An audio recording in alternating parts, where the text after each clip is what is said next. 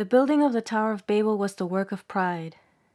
The builders aimed at constructing something according to their own ideas, and thus resist the guidance of God. When the children of Noah had become very numerous, the proudest and most experienced among them met to resolve upon the execution of some work so great and so strong as to be the wonder of all ages, to come and cause the builders to be spoken of as the most skillful, the most powerful of men. They thought not of God, they sought only their own glory. Had it been otherwise, as I was distinctly told, God would have allowed their undertaking to succeed. The children of Sem took no active part in the work. They dwelt in a level country where palm trees and similar choice fruit grow.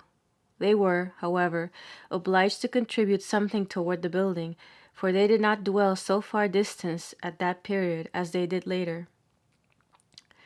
The descendants of Cham and Japhet alone were engaged in the work, and because the Semites refused to join them, they called them a stupid race. The Semites were less numerous than the children of Cham and Japhet, and among them the family of Heber and the ancestors of Abraham studiously refrained from encouraging the enterprise. Upon Heber, who, as we have said, took no part in the work, God cast his eyes, and amid the general disorder and corruption, he set him and his posterity apart as a holy nation. God gave him also a new and holy language possessed by no other nation, that thereby his race should be cut off from communication with all others. This language was the pure Hebrew, or Chaldaic. The first tongue, the mother tongue, spoken by Adam, Sem, and Noah, was different, and it is now extant only in isolated dialects. Its first pure offshoots are the Zend, the sacred tongue of India, and the language of the Bactrians. In those languages, words may be found exactly similar to the Low German of my native place. The book that I see in modern Ctesiphon on the Tigris is written in that language. Heber was still living at the time of Semiramis. His grandfather, Arphaxad, was the favorite son of Sem. He was a man of great judgment and full of profound wisdom, but a good deal of idolatrous worship and sorcery may have been handed down by him. The Magi derived their origin from him. The Tower of Babel was built upon rising ground, about 2 leagues in circumference, around which lay an extensive plain covered with fields, gardens, and trees. To the foundations of the tower, that is, up to its first story, 25 very broad stone walks led from all sides of the plain. 25 tribes were engaged in the building, and each tribe had its own road to the tower. Off in the distance, where these roads began, each tribe had its own particular city that, in time of danger or attack, they might flee to the tower for shelter. The tower was intended likewise to serve as a temple for their idolatrous worship. The stone roads were, where they took their rise in the plain, tolerably far apart, but around the tower.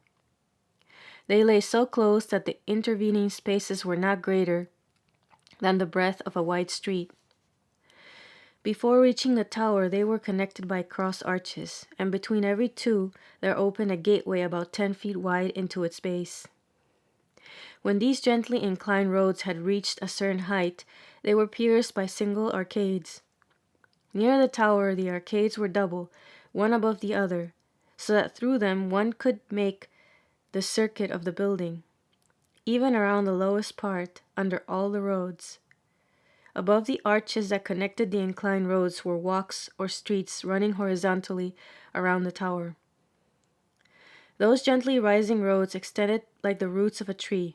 They were designed in part as supporting counter-pillars to strengthen the foundation of the immense building, and partly as roads for the conveyance from all points of building material and other loads to the first story of the tower. Between these extended bases were encampments upon substructures of stone.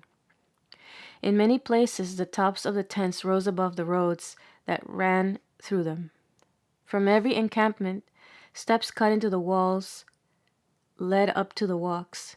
One could go all around the tower through the encampments and arches and under the stone roads.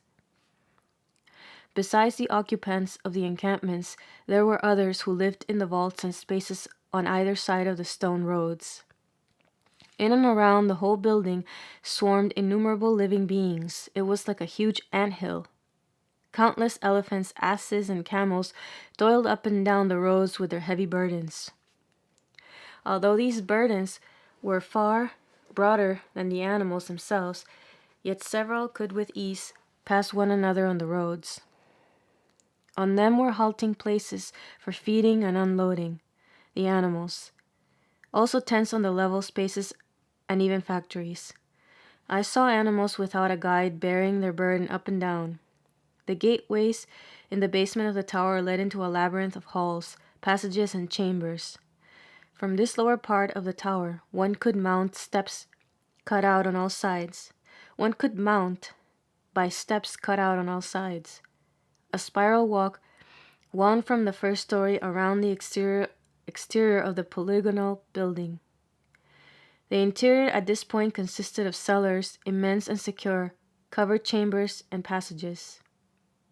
The building was begun on all sides at once. All tended to one central point where at first stood a large encampment.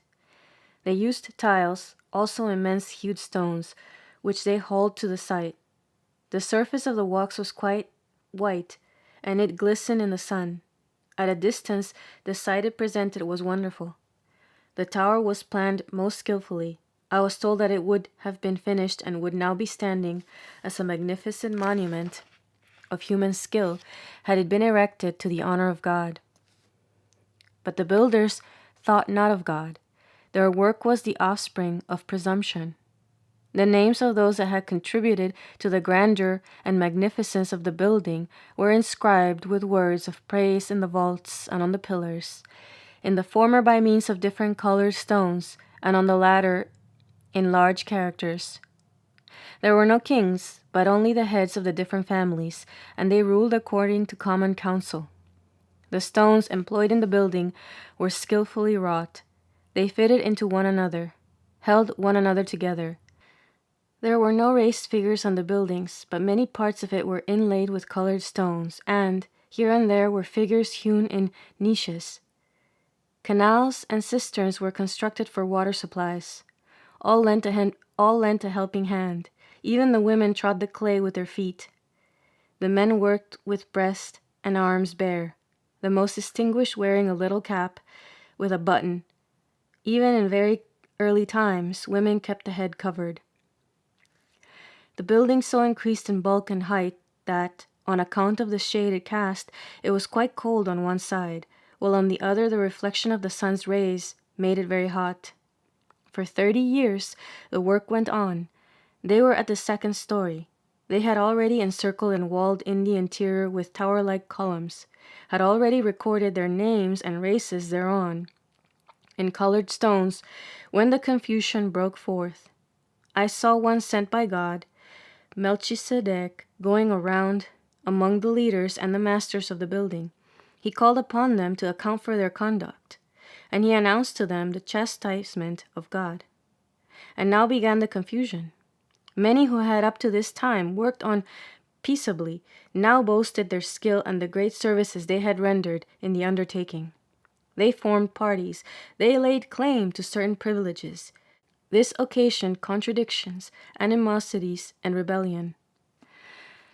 There were at first only 2 tribes among the disaffected, and these, it was resolved, should be put down. But soon it was discovered that this union existed among all. They struggled among themselves. They slew one another. They could no longer make themselves understood by one another, and so at last they separated and scattered over the whole world. I saw Sem's race going farther southward, where later on was Abraham's home. I saw one of Sem's race. He was a good man, but he did not follow his leader. On account of his wife, he preferred staying among the wicked ones of Babel. He became the leader of the Samanenses, a race that always held themselves aloof from others. Under the cruel Semiramis, Melchizedek transplanted them to Palestine. When in my childhood I had the vision of the building of the tower, I used to reject it because I could not understand it. I had, of course, seen nothing like it, no buildings but our farmhouses, whence the cows go out by the chimney, and the city of Coesfeld. More than once I thought it must be heaven. But I had the vision again and again, and always in the same way I see it, still. And I have also seen how it looked in Job's time. One of the chief leaders in the tower building was Nimrod. He was afterward honored as a deity under the name of Belus. He was the founder of the race that honored Derketo and Semiramis as goddesses. He built Babylon out of the stones of the tower, and Semiramis greatly embellished it. He also laid the foundation of Nineveh and built substructures of stone for tent dwellings. He was a great hunter and tyrant. At that period, savage animals were very numerous, and they committed fearful ravages. The hunting expeditions fitted out against them were as grand as military expeditions. They who slew these wild animals were honored as gods. Nimrod also drove men together and subdued them. He practiced idolatry. He was full of cruelty and witchcraft, and he had many descendants. He lived to be about 270 years old. He was of sallow complexion, and from early youth he had led a wild life. He was an instrument of Satan, and very much given to star worship. Of the numerous figures and pictures that he traced in the planets and constellations, and according to which he prophesied concerning the different nations and countries, he sought to reproduce representations, which he set up as gods. The Egyptians owe their sphinx to him, as also their many-armed and many-headed idols. For 70 years, Nimrod busied himself with the histories of these idols, with ceremonial details relative to their worship and the sacrifices to be offered them, also with the forming of the pagan priesthood. By his diabolical wisdom and power, he had subjected the races that he led to the building of the tower. When the confusion of tongues arose, many of those tribes broke away from him, and the wildest of them followed Mizraim into Egypt. Nimrod built Babylon, subjected the country around, and laid the foundation of the Babylonian Empire. Among his numerous children were Ninus and Derketo. The last mentioned was honored as a goddess. From Derketo to Semiramis, I saw 3 generations of daughters. Derketo was a tall, powerful woman. I saw her clothed in skins with numerous traps and animals' tails hanging about her. Her head was covered by a cap made of the feathers of birds. I saw her with a great train of followers, male and female, sallying forth from the neighborhood of Babylon. She was constantly in vision or engaged in prophesying, offering sacrifice, founding cities, or roving about. She and her followers drove before them scattered tribes with their herds, prophesied on the subject of good dwelling places, piled up stones, some of which were immense, offered sacrifice, and practiced all kinds of wickedness. She drew all to herself. She was sometimes here, sometimes there. She was everywhere honored. She had in her old age a daughter who played a part similar to her own. I saw this vision in a plain, by which was signified the origin of the abomination. Lastly, I saw Derketo as a frightful old woman in a city by the sea. She was again carrying on her sorcery by the seashore. She was in a state of diabolical ecstasy, and she was proclaiming to her people that she must die for them, give her life for them. She told them that she could remain with them no longer, but that she would be transformed into a fish and as such be always near them. She gave directions for the worship to be paid her, and, in presence of the assembled multitude, plunged into the sea. Soon after, a fish arose above the waves, and the people saluted it with sacrifices and abominations of all kinds. Their divinations were full of mysteries, signs, etc., connected with water. Through Derketo's instrumentality, an entire system of idolatry arose. After Derketo, I saw another woman, the daughter of Derketo. She appeared to me on a low mountain, which signified that her position was more powerful than that of her mother. This was still in Nimrod's time, for they belonged to the same age. I saw this daughter leading a life even wilder and more violent than her mother's had been. She was engaged most of her time in hunting, attended by crowds of followers. She often went to a distance of 300 miles, pursued wild animals, offered sacrifice, practiced witchcraft, and prophesied. In this way, numerous places were founded and idolatrous worship established. I saw this woman fall into the sea while struggling with a hippopotamus. Her daughter Semiramis I saw upon a lofty mountain, surrounded by all the kingdoms and treasures of the world, as if Satan were showing them to her, giving them to her. I saw that Semiramis put the finishing touch to every abomination of the Babylonian race. In the earliest times, power over others was held more peaceably and was vested in many. Later on, unlimited jurisdiction was possessed by single individuals. These latter then became the leaders, the gods of their followers, and they formulated various systems of idolatrous worship, each according to his own ideas. They could also perform wonders of skill, valor, and invention, for they were full of the spirit of darkness. Thence arose whole tribes, first rulers and priests combined, later of priests alone. I have seen that, in those days, women of this stamp were more numerous than men. They were all in interior communication, connected with one another by feelings, thoughts, and influence. Many things narrated of them are imperfect recitals of their ecstatic or mesmeric expressions, relative to themselves, their origin, their doings uttered sometimes by themselves, at others by their devilish clairvoyance. The Jews also had many secret arts in Egypt, but Moses, the seer of God, rooted them out. Among the rabbis, however, many such things existed as points of learning. Later on, these secret arts became low, vulgar practices among wandering tribes, and they still exist in witchcraft and superstition. But they have all sprung from the same tree of corruption, from the same low kingdom of darkness. I see the visions of all that engage in such practices, either just above or entirely under the earth. There is an element of the same in magnetism. Water was held specially sacred by those early idolaters. It entered into all their service. Whether divinations or ecstasies, they always began by a gazing into water. They had ponds consecrated to that purpose. After some time, their ecstatic state became habitual, and even without the aid of water, they had their evil visions. I have seen the way in which they had those visions, and it was indeed singular. The whole earth, with all that it contained, seemed to be once more under water, but veiled as in a dark sphere. Tree stood under tree, mountain under mountain, water under water. I saw that those enchantresses beheld all that was going on, wars, nations, perils, etc., just as is done at the present day, only with this difference that the former put what they saw into effect, made good what they saw. Here was a nation to be subdued, here one to be taken by surprise, there a city to be built. Here were famous men and women, and there was the plan by which they might be outwitted. In fine, every item of their diabolical worship was seen before, reduced to practice by those females. Derketo saw in vision that she should cast herself into the sea and be transformed into a fish, and what she saw she hesitated not to carry into effect. Even the abominations practiced in their worship were all mirrored in the water before they put them into execution.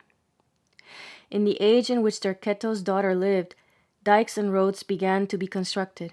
She raided down into Egypt itself. Her whole life was one of series of movings and hunting expeditions. Her adherents belonged to the tribe that had plundered Job in Arabia.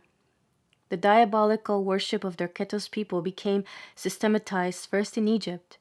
Here it took such hold that, while the witches sat in the temples and in chambers on strange-looking seats before various kinds of mirrors, their visions, communicated while actually seen, were reported by the priests to hundreds of men who engraved them upon the stone walls of caverns. Strange that I should see all those abominable chief instruments of darkness always in unconscious communion with one another. I saw similar actions and things going on in different places among similar instruments of the evil one. The only difference among them was that which arose from the diversity of manners and customs among the several nations and the different degrees of depravity into which they had fallen. Some had not as yet sunk so deep in these abominations, and were not so far removed from the truth. Those, for instance, from whom the family of Abraham and the races of Job and the 3 kings sprang, as also the star worshippers of Chaldea, and they that had the shining star Zoroaster. When Jesus Christ came upon earth, when the earth was soaked with his blood, the fierce influence of such practices was considerably diminished, and witchcraft lost much of its power. Moses was a seer from his cradle, but he was according to God, and he always practiced what he saw. Darketo, her daughter, and her granddaughter, Semiramis, lived to be very old, according to the general age of that time. They were tall, powerful, mighty, such as would almost frighten us in our day. They were inconceivably bold, fierce, shameless, and they carried out with astonishing assurance whatever the evil one had shown them in vision. They felt their own power. They thought themselves divinities. They were facsimiles of those furious sorcerers on the high mountain that perished in the deluge. It is touching to see how the holy patriarchs, although they had frequent revelations from God, had nevertheless to suffer and to struggle unremittingly in order to keep clear of the abominations that surrounded them. And again, is it affecting to remember in what secret, what painful ways salvation at last came upon earth, while all went well with demonolatry, while all things were made to subserve its interests. When I saw all this, the immense influence exercised by those goddesses and the high worship they received over all the earth, and on the other side, when I contemplated Mary's little band, with whose symbolical picture in the cloud of Elias the philosophers of Cyprus sought to couple their lying abominations, when I saw Jesus, the fulfillment of all promises, poor and patient, standing before them, teaching, and afterward going to meet his cross, that made me inexpressibly sad. But after all, this is the history of the truth, and the light ever shining in the darkness, and the darkness not comprehending it. And so it has been, and so it is still. The same old story, even down to our own day. But the mercy of God is infinite. I have seen that at the time of the deluge, many, very many, were saved from eternal punishment. Fright and anguish converted them to God. They went to purgatory, and Jesus freed them on his descent into hell. Numbers of trees escaped being uprooted by the waters of the deluge. I saw them thriving again, but most of them were covered, choked up by mud.